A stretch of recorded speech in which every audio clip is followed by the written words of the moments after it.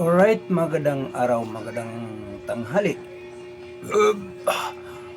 Nandito naman ang iyong Kuya Liba, no? Shout out sa ating mga followers, viewers.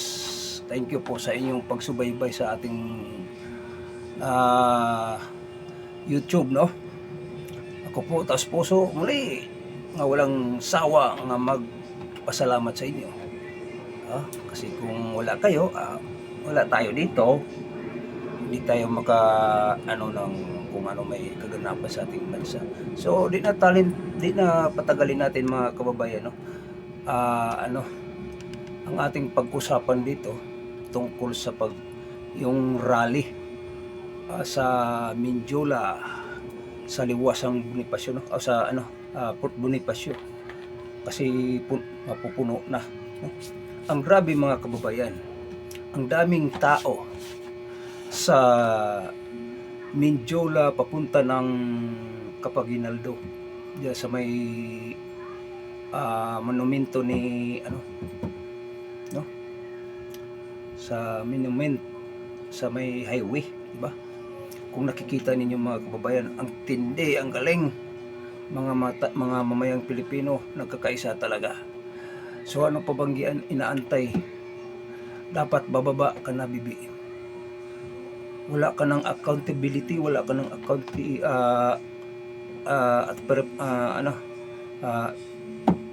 responsibility sa mga mamayang Pilipino. Dapat bababa ka na. Nakakahiya ka talaga. Sinusuka ka na sa mga mamayang Pilipino. Kahit kailan, di nagustuhan ang yung yung mga ginagawa nyo. Yung nandyan sa gobyerno. Dapat kung may hiya kayo, kung makapal yung mukha nyo, aalis na kayo. Baka pumayat yung mukha nyo dyan, sigaw na yung mga tao dyan sa Mindiola hanggang papunta ng Capaguinaldo dyan sa may no? So kung makikita ninyo mga kababayan, ang grabe, dami. Hindi pa nga na po masyadong tinatawag nating mayroon parating pa lang. Mga kababayan, dapat magkakaisa na. Isigaw ninyo, paalisin na si Bongbong Marcos. Hindi tinatawag niya nga, hindi sinasabi nga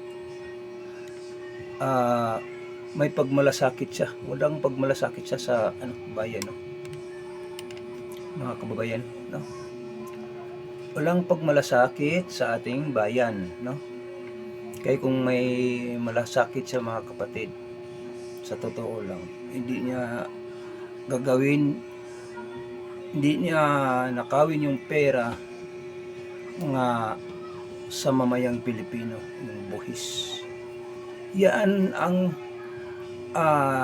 nagagalit ang mga tao sa iyo, Bongbong Marcos.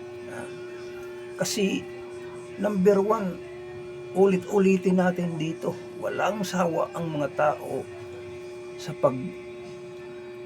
sa iyo. Kasi una-una, ibang lahi na ang nagadumina sa ating bansa. Bakit nasabi ko ito mga kababayan? Dahil ang ating soberanya, ang ating pagtiwala sa ating bansa, parang wala ng para bang pamilayan niyang ilakas. Kung sa tao ba, parang kang nawawala ka ng pag-asa dahil sa hindi magandang nangyari sa iyo. Parang gano'n na ba, di ba? Kung nag-gets ninyo mga kababayan, gano'n din ang ating bansa.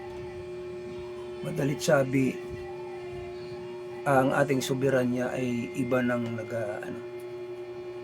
pero kahit papano hindi talaga papayag ang Pilipino, ang ating institusyon Kasi ang ating soberanya, yan ay nakataya sa ating buhay, ang ating institusyon. Gumagana ang ating ang ating batas.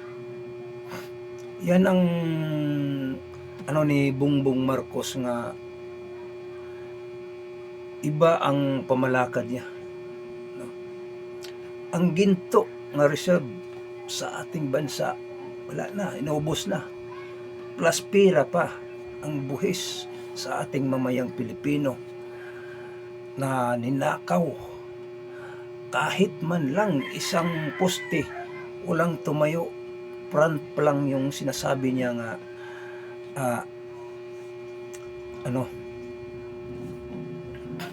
yung tawag nitong yung sabi nilang front pa lang yun. Ang hirap kasi sa kanila mga kababayan,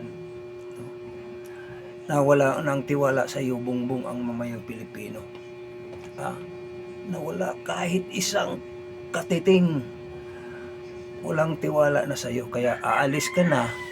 Ang sigaw ng mamayang Pilipino nga nandyan sa Mindiola, sa Fort Bonifacio, talagang paalisin ka na. Talagang paalisin ka na. Mabuti pa, aalis ka na, kusa.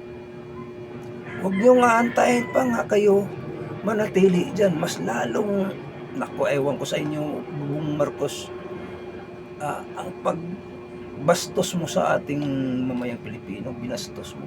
Binaboy mo yung natin, ang ating bansa. I'm sorry sa mga words ko. Basta yun na yun. Kapag hindi ka ganyan, walang mangyayari yan sa'yo.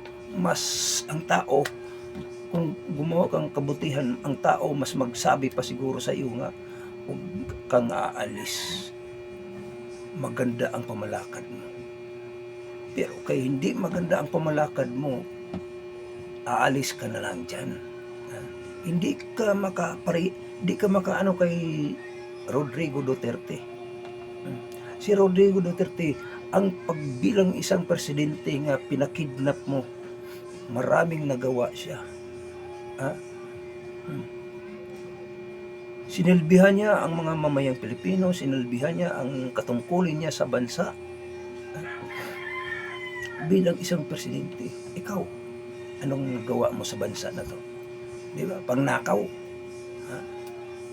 So, madalit sabi, aalis ka na, huwag ka na dyan. Kasi simula pa sa pool, yung buhay pang magulang mo, ganun naman rin ang mga niyo klarakas niyo. Ganun din ang yung pangyayari ng buhay pang papa mo, yung magulang mo. So sinusunod mo rin. Ibig sabihin may galit ka sa ating bansa, lalo na sa ating mamayang Pilipino.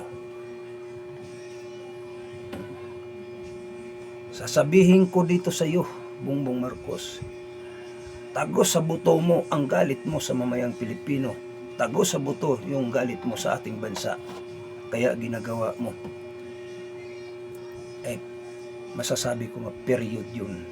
I'm sorry, correct may wrong. Totoo yung sinasabi ko. Ako mismo nagsabi, Bongbong Marcos,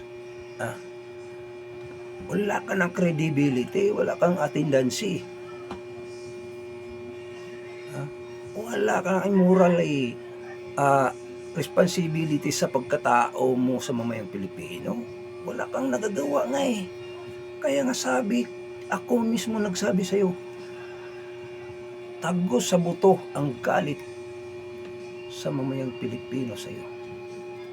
Yan ang tandaan mo, Bongbong Marcos. Grabe. Kaya ginaganyan mo ang Pilipino. Pati ang bansa natin, pati ang presidente nating si Rodrigo Duterte. So, ngayon, nandoon sa Mindiola, marami ng mga kababayan natin nagkakaisa. So, yan ang masasabi ko.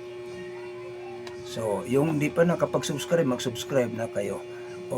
Ulitin ko, pasalamat ako sa inyong sa suportan nyo sa akin sa channel natin na hindi kayo bumitiw.